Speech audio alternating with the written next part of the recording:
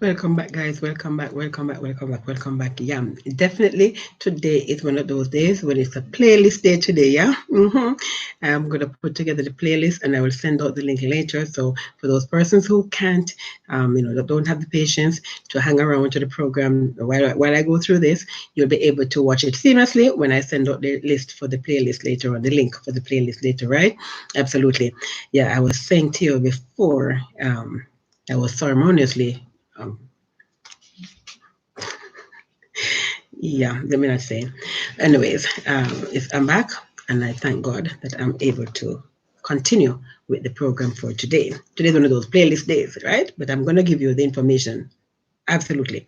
So I was finishing up my last report. I was talking about the fact that the Minister of Education, right? I can now say Minister of Education because he had been appointed Minister of Education, the Honorable Karl Samuda. He had said about a month or so ago, right, that he was quite aware of the problems that we are facing with the internet service providers in this country because only 74%, not only, sorry, only 26% of the users had stable internet. 74% had unstable internet or no internet service at all, right?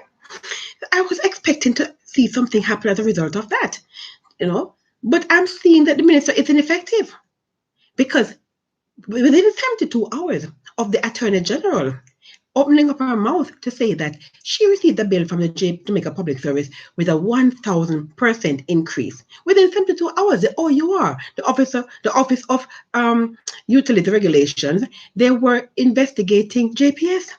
Yeah, within 72 hours. The Attorney General opened her mouth. The Minister of Education has opened his mouth and I have not seen anything. A month later, with regard to Flo and Giselle with their unstable service that they're giving to us and we have to pay for. It's not free, we got to pay for it, yeah? Mm? So it's not even instrumental in helping us to get better internet service. You know, talking to the Honorable Minister Favor Williams so that she can give OER an order, another order, right? And here we are, a month or and change later, still with this crappy service. And no talk as if there's going to be anything done either to these two companies that we have or to open up the market so we can have other competitors, right? We can have other stakeholders come on board, right? Or the government say, okay, we're going to do something in terms of revamping or revitalizing and rebirthing the telecommunications of Jamaica or something. Yeah, but I mean, it can't be. We cannot continue like this. We cannot continue like this, guys. It cannot be business as usual. And you're having these two persons who are elderly or seniors who are supposed to pass on the baton, and now they're going to be running ministries at 85 and 78 years of age.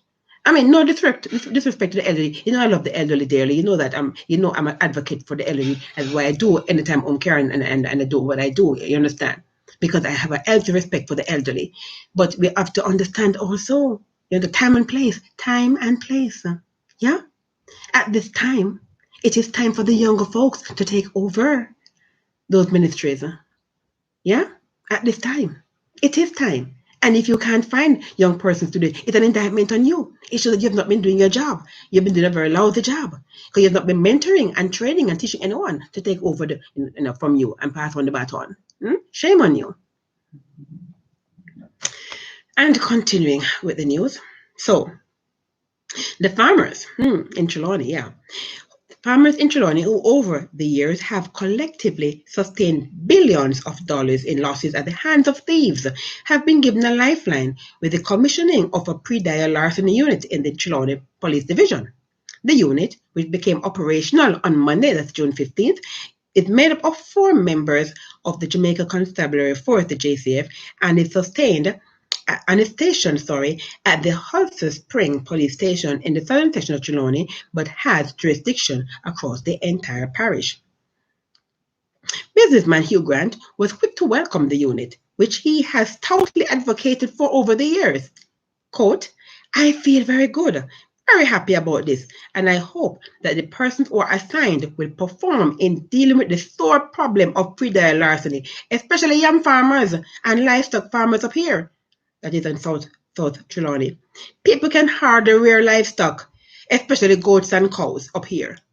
Young farmers feel the pinch, especially when the price is good. So I hope that once they perform, they have it under control. I also understand that the team will be based up here, so it will be even better, argued Grant, who is also the president of the Trelawney Lay Magistrates Association. The unit was established less than a week after young farmer Winston Clark of Thompsontown bemoaned the destruction being wreaked upon farms by persons who are resolved to steal farm produce. Clark disclosed that the pre-dial thieves are mostly active during this period when yam farmers are enjoying attractive prices for the tuber. Quote, there is nothing you can do in terms of the stealing because you can't sleep on the farm. We just have to trust that when them take, that referring to the thieves, them take with conscience and leave some for you.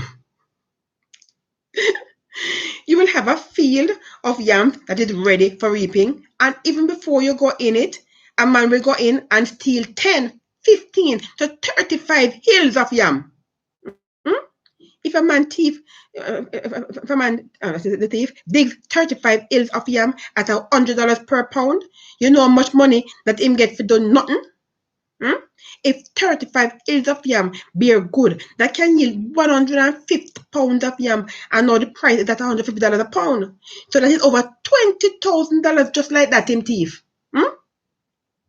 Kenneth Binns, another farmer in the nearby wire fence community, said he's not currently being plagued by pre-dial thieves, but is aware of other farmers who are affected. I don't have a problem right now, but others experience pre-dial larceny, he admitted. Of course, it's a big thing. It's a very, very big thing. In St. Mary, you do that, then chop off your hand and chop off your neck. They don't play in St. Mary with pre-dial larceny. It's a big thing, guys, so this is kudos, and we are really hoping that it will bring forth, it will bear fruit. The Trelawney Police Division having this particular unit, we are really, really hoping that it will not be a situation, where we have, laws without teeth, right? We will actually see things been happening, and I hope these guys are young, fresh, and green, just come out of the academy with a zeal and desire to make a change, to be a change agent, and not having, develop any kind of malaise, and apathy of having been in the system for a long time and trying to do good but can't because your hands are tied, and we know how that goes. So we wish them all the best. Absolutely.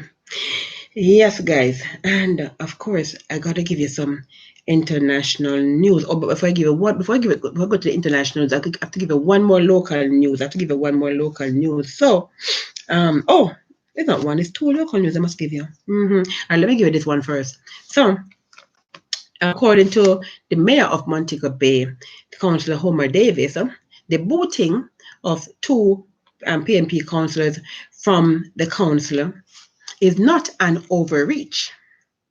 And the same actions would have been taken at the JLP councillors who make up majority of the council, and any of them missed 3 consecutive meetings. Because rules, he says, have no color. Rules have no color. He was speaking this morning on Power 106 with the host of the program, Sanjay Lewis. So he gave some interesting figure. The reason I brought up the story, guys, because you already have been informed about the 2 councillors who got booted from the council. But I just want to, and of course, that would have been Councillor Bent and Councillor Reid, right? But I want to give you some information that was given this morning by Mayor Davis. Just something to mull over in your mind, guys. Remember, I still haven't got giving you my 2 cents. It's a developing story, and and I've heard, most of the aisle, so to speak, persons have been, even the mayor himself. He has called on the opposition leader of the PNP leader, Dr. Peter Phillips, asking him for an apology because Dr. Phillips has said that the mayor has been abusing abuse of power in terms of booting those two councillors. However, the mayor has said, and it's out of his mouth. So if he's lying, guys, he's the one who is lying, right? You know what I'm saying to you, but it's out of his mouth.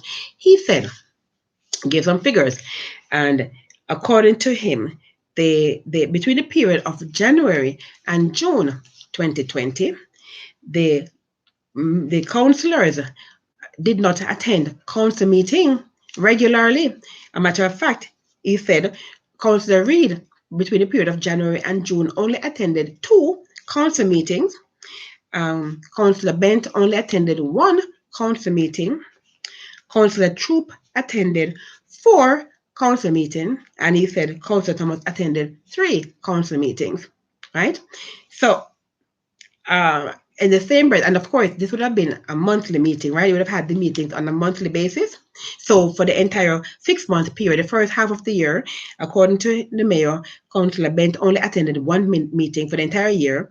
Councillor Bent Reid only attended 2 meetings for the entire year, while he, the mayor, has been at every meeting. He has attended all 6 meetings. Most of his other councillors, majority JLP councillors, have attended either 5 or 6 meetings, including the deputy mayor. Deputy mayor has attended 5 meetings. Councillor Sinclair has attended 6 meetings, it says, and the only JLP councillor who has attended less than 4 meetings for the year has been Councillor Brown, who attended 3 meetings. So he only missed 2 out of the 6.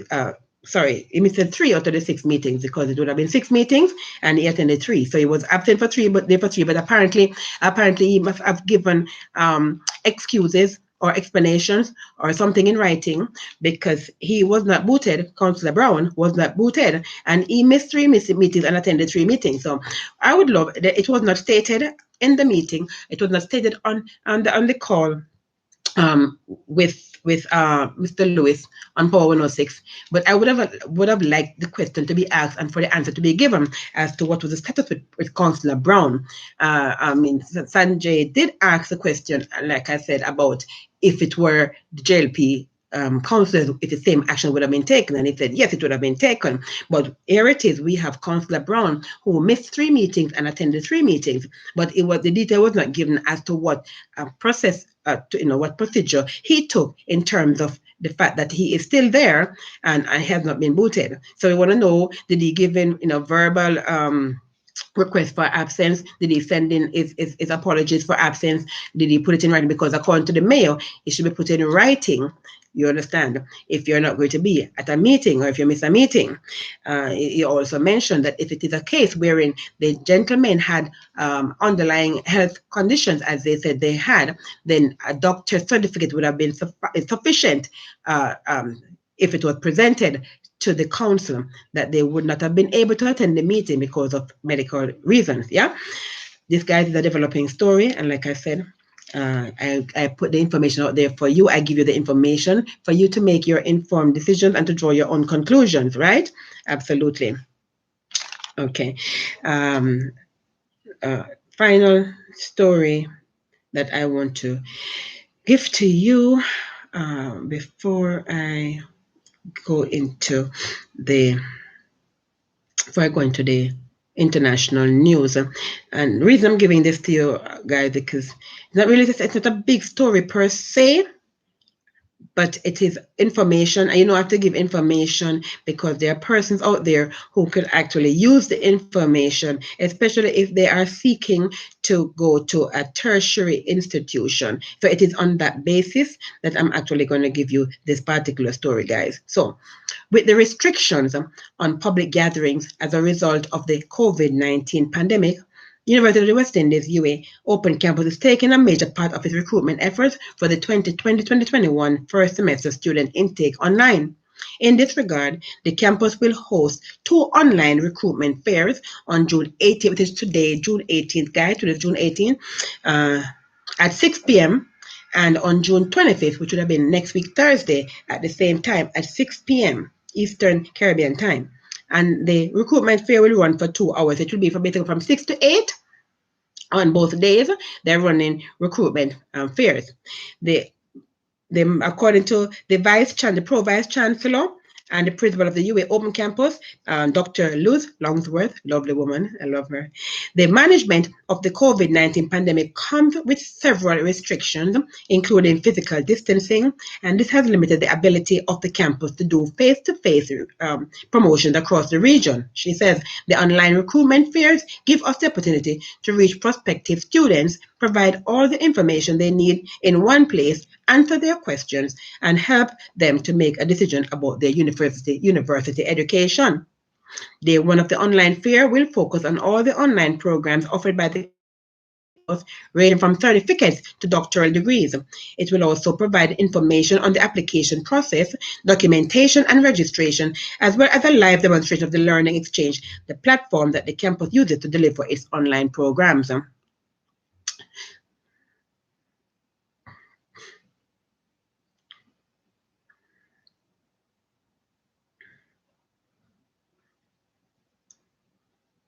Day two of the online fair will focus on the open campus country sites located in 16 countries across the Caribbean.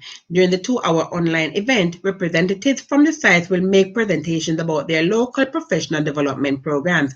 They will also provide information about application, registration, and costs, as well as how persons can access these exciting special programs for retooling and personal development. These fairs will connect potential students with key campus personnel who will answer their questions. Yeah, so I threw that out there for those persons who are interested in higher learning and might be interested in attending University of the West Indies, UA. Then basically you could access that information. Yeah. Okay. Shameless plug, guys. Shameless plug. I'm supposed to actually be doing my doctoral program at the UCC.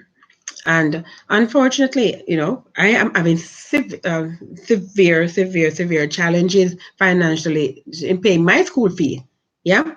And nobody has come forward to offer me a grant, right, or a scholarship that I can, avail myself, of it. So anyone watching the program, I know anyone who is a philanthropist who is interested in helping students with higher education, you can direct them to me. So send them a link, share a link with them so that they can watch the program and see who I am and see and basically offer to assist with my very hefty higher education tuition. Yeah, I had to put that in. Guys. I had to put that in. Yeah. Speaking of higher education, I got to give you this one now. I'm taking into international news with higher education. So, an Oxford University College said on Wednesday it wanted to remove from its facade a statue of 19th century colonialist Cecil Rhodes that has been a target of anti-racism protests, though the decision would be made independently. So, Oriel College has been under pressure for several years from the Rhodes Must Fall campaign, which argues the statue glorifies racism and is an insult to Black students. Quote, first, this is a moment for celebration. I said a South African graduate student at Oxford and Rhodes Must Fall campaigner. Energy and pressure must still be exerted on Oriel to see its wish to fruition. The campaign was reinvigorated by the global wave of anti-racism protests in the wake of the death of George Floyd in Minneapolis, and on June 9th, a large demonstration took place outside the college. In Britain, the Black Lives Matter protests have ignited a debate about monuments commemorating the nation's imperialist past. Oxford College once Rhodes statue, video of Oxford College once Rhodes statue taken down. A mining magnate was a central figure in Britain's colonial project in southern Africa, giving his name to, my bad. So it is referring to Cecil Rhodes, a mining magnate, was a central figure in Britain's colonial project in southern Africa, giving his name to Rhodesia, which now is present-day Zimbabwe, yeah, and founding the De Beers Diamond Empire. So you know the De Beers Diamond Empire that basically promulgated apartheid in South Africa, right? He expressed racist beliefs and implemented racial segregation measures that paved the way for apartheid. A student at Oriel in his youth, he endowed the Rhodes Scholarship, which have allowed more than 8,000 students from around the world, including former US President Bill Clinton, to study at Oxford. The governing body of Oriel said it would launch an independent commission of inquiry into the issues surrounding the statue, which it would recommend that it be taken down. Oriel said the commission would examine the Rhodes legacy and how the college's present commitment to diversity could fit more easily with its past. Now, I don't know, guys. Again, I read these stories and I sympathize and I empathize as a Black person myself, but I just can't wrap my mind around the idea of taking down these schools. I mean, it's okay. Let us use even this old idea of Cecil Rhodes as an example of what I'm talking about, guys. Rhodes Scholarship. How many times have you heard? I mean, and they mentioned it here as an example, President Bill Clinton. We heard so many persons who are Rhodes Scholars, right? They are Rhodes Scholars because they went to Oxford University on a Rhodes Scholarship, yeah? Are you going to know? What are you going to do? Are you going to strip them of their scholarship? They've already gone through and they're already Rhodes Scholars. Are you going to say, okay, I'm no longer a Rhodes Scholar when you went to school and you studied under a Rhodes Scholarship? You know, I mean, where do you draw the line? You know, I mean, seriously, when does it become preposterous? When it becomes, we can't be too much of an extremist, you know, guys. It seems to me that we're going from one extreme to the other. You understand? I mean, so you're going to go around and you're going to destroy everything that has to do with Cecil. How about having the monument there, and how about teaching your children and say, this was a racist man, for example. It's there, look at it. This is what racism looks like, for example, as opposed to knocking it down. I am not for knocking down monuments. To be honest with you, I'm not for knocking down monuments because it took a lot of money to put up in the first instance. You understand? And all that money going down the drain. You know, I'm not putting a price on activism, so to speak. But I'm saying, for me, unless one changes one's heart, that outward show means nothing really, you understand? Because it still doesn't change the fact that people in their heart are racist. And that's what we need to have the change. Change comes from within. We got to have the change of heart. Is what we really need, I think. That's my opinion, yeah? Yeah. Anyways, it's again, you know, guys, you know, this is an ongoing story, as you all know, and you know, as I get it, I give it to you, and you can make your own informed decisions, right?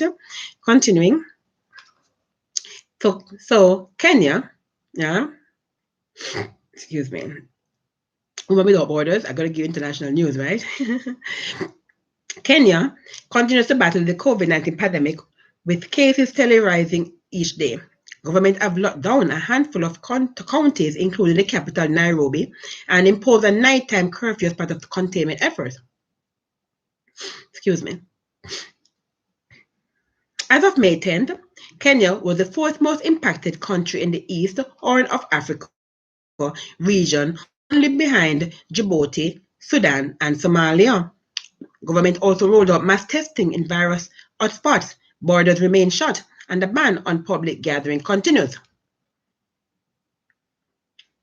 However, corruption is looming large on donation and funds meant for government response to the coronavirus pandemic. Authorities confirmed on Tuesday that a probe was underway into a donation by Chinese businessman Jack Ma in the early days of the outbreak. As of today, Thursday, investigators confirmed to the BBC that the probe has widened to include all donations and money given to the country to help fight against coronavirus. They believe that millions of dollars and equipment have been stolen, even as the country continues to register a sharp rise in the COVID-19 cases, the BBC reported. Local media recently uncovered the disappearance of $2 million worth of personal protective equipment, PPE, donated by the Chinese government.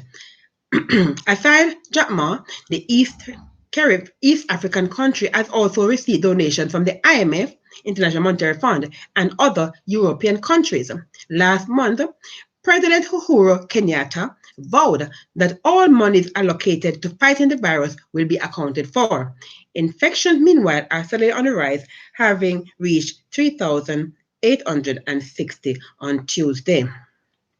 Again, the story of corruption, guys, is just looming over many jurisdictions, including Jamaica, as a result of this COVID-19. I have if you notice, I have stopped even reporting to you about the many donations that have been coming into the country. And I have, I'm sorry, but I can be cynical at times, and I have to wonder, if it's bribe money we're getting to keep our mouth shut about something.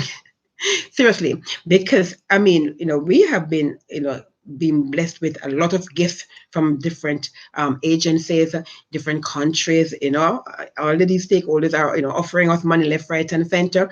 And at the end of the day, we're not really seeing what is being done with that money. Right. And so I know that the Integrity Commission, they are front and center in terms of doing their investigation. And I know there's going to be a lot more investigation ongoing as a result of the fact that we have been getting so many money, so many gifts, and we want to know, how it is being spent, where it is being spent, who's benefiting, because we can't have, for example, one municipality spending $2.5 million to clean up Montego Bay, and another spending $46 million to clean up Ocho Rios. And as far as I can tell, Montego Bay is much larger than Ocho Rios.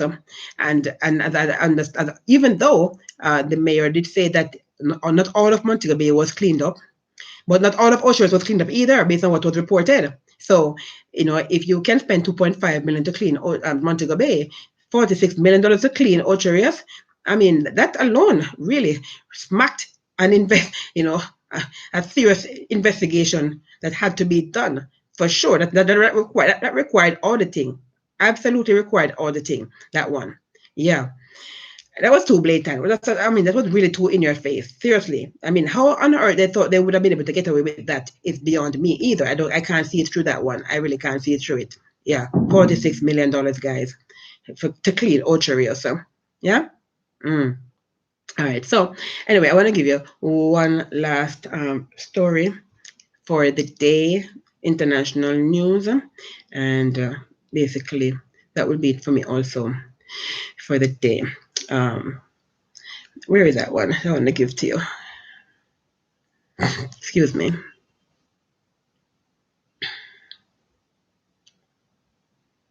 Where is it? 1 second, guys. Let me see if I can find that one. I really want to give it that one.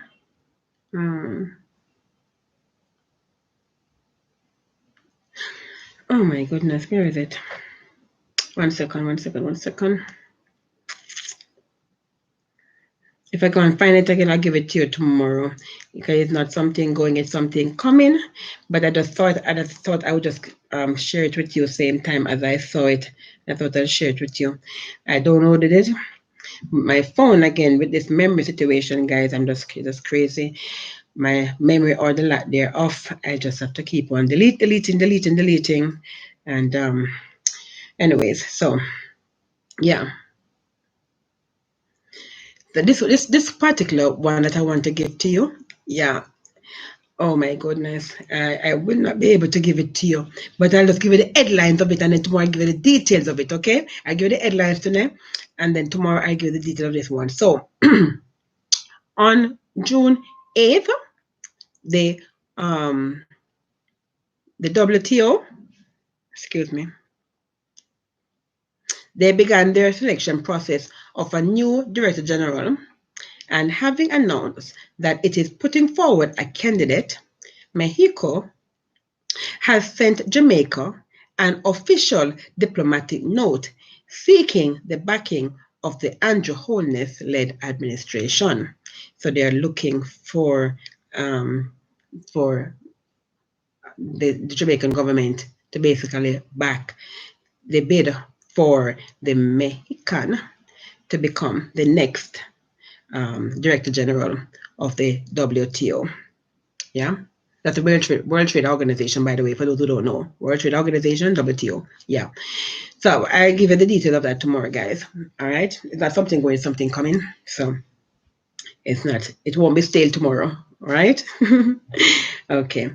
Guys, that is it for me for today. That is it for me for today. I hope you got something from this program today. I really hope you did. Let me see the thumbs up if you enjoyed the program. Let me see the thumbs up. I know we had breaks in it. And of course I'm gonna do a playlist, and I'm gonna send out the link for the playlist because I had some of the breakage today.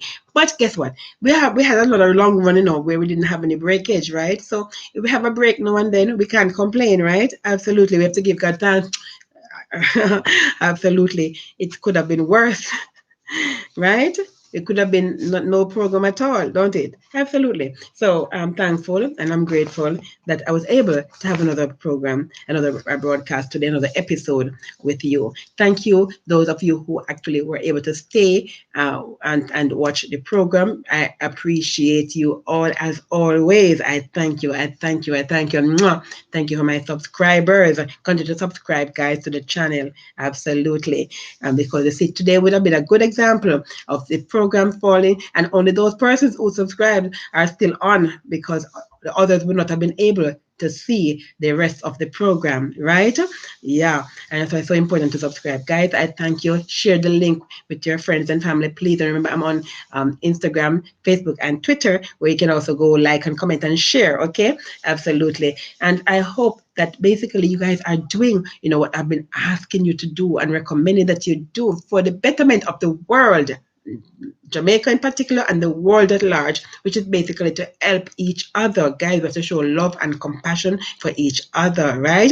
We just can't be selfish, and we have to learn to be selfless. You understand? Absolutely. So the Father requires of us for us to love our neighbors as ourselves. And love, as I tell you all the time, guys, love is an action word.